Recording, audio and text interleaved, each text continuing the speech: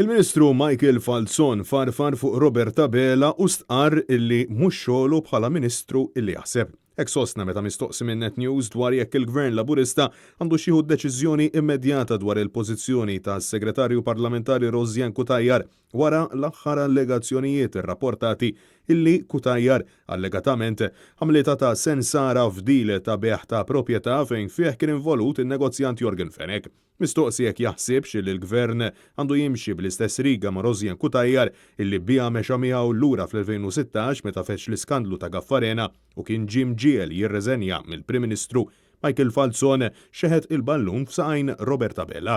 Taħseb però li għandha li teħed deċiżjoni mingħajr kaxkir ta' saqajn dwar din is-sitwazzjoni?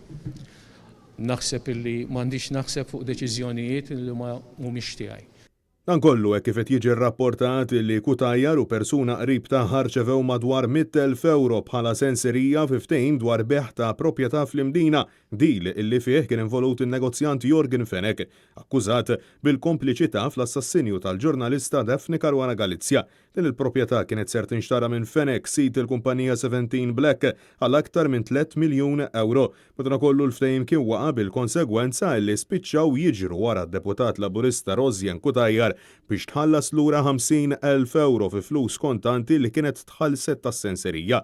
Fil-waqt li Kutajjar ma ċaħditx l-involviment tagħha f'dan il-beħ, il-Kummissarju għall-Standards fil-ħajja Pubblika George Hisler ġie mitlub formalment sabiex jinvestiga dawn l-allegazzjonijiet bil-Prim Ministru Bela għalissa jiddeċiedi illi ma jiddeċidix.